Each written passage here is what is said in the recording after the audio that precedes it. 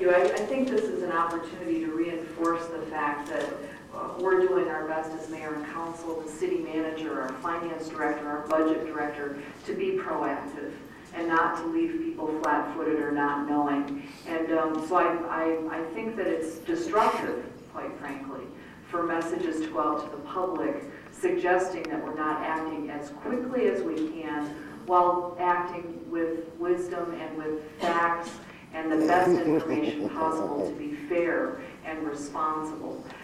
And so I hope that as we navigate this challenge together, that we, all of us, that's all 7 of us as mayor and council members and our management team, take opportunities to reinforce the fact that we're being as proactive as we can be and that we're taking action as we have actually for the last 2 years at least on balancing this budget and being fair to our employees and to this community.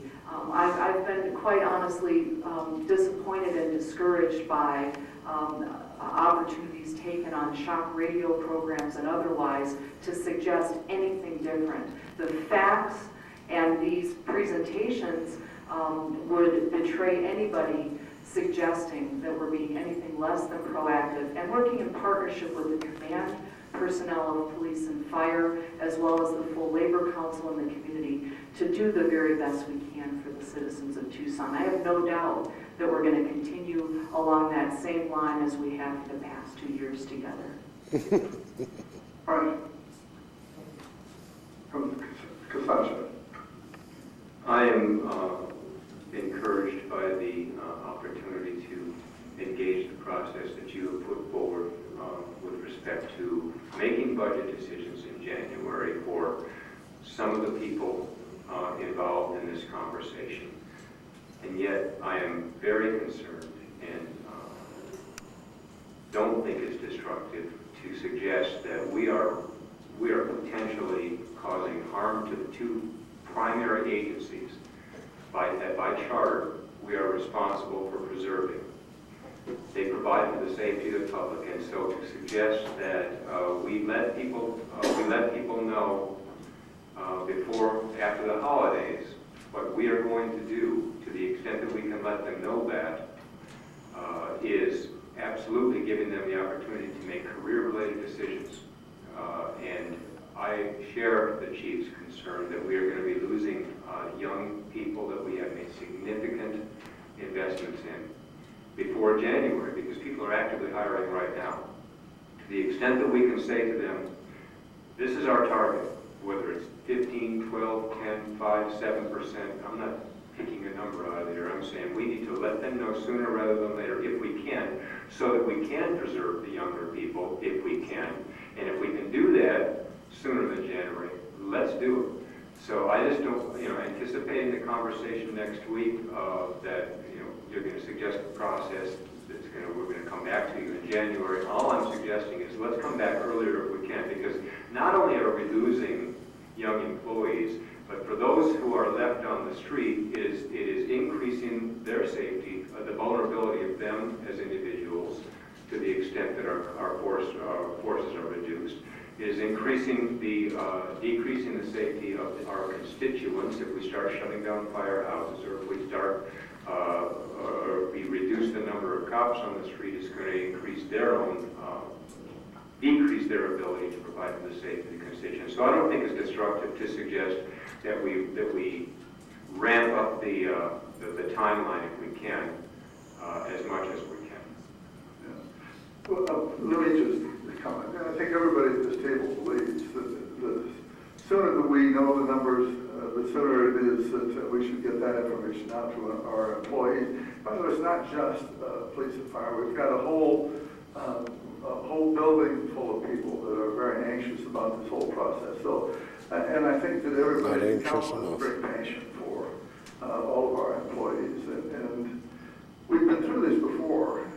And this is the toughest that it ever gets, is when you're facing the barrel of having to tell people that we're going to have to cut back. That's tough for everybody. But I think that everybody at the table is saying kind of the same thing, that the moment we know, we have a responsibility to get that into the hands of our people.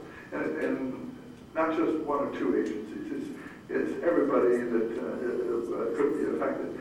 But there's a little bit of a, I don't know, call it the brightness, that there are agencies hiring people. We have a lot of people that if we lay off are going to have a hard time finding a job.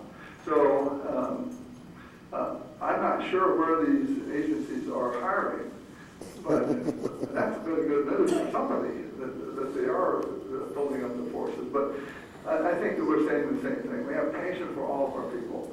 In the moment, Mike, that we think that we've got some hard data that we can share with our people, we must get that into their heads. Councilman Ulrich and then Councilman Fenberg also had his hand up. Thank you. I'm belaboring this point because it is important, and I think we do well at this table. We really do well together, and I think we sort through the information and make the best decisions that we can together. But the messages that we send to the public are critical, and I'm going to just say one more time that if we leave this table sending incongruent messages or projecting facts or images that belie that truth, then I'm concerned about that, because we need to demonstrate to the public that we are going to work together. And the analogy that it keeps coming to my head is that we knew the fire started 2 years ago. The alarm has been pulled. We have since that time embarked on an orderly evacuation plan to keep everybody as safe as possible. It's not helpful in that situation to scream fire or to in any way suggest that we're not all on the same page with regard to our concern for the public safety personnel. And I'm just asking that as we're at this table together, when we are all, I think, very good at working together and reinforcing that message, that we not leave the table and send contradictory messages to the public, because I think that does hurt the public. It hurts everybody who's feeling anxious already. Okay, one more. Okay, thank you, Mr. Mayor. I was just wanted to see from Mike Letcher and Roberto some actual numbers on the officers. That I know that most of our numbers have been through attrition because of the drop program, that they do have. So if I may.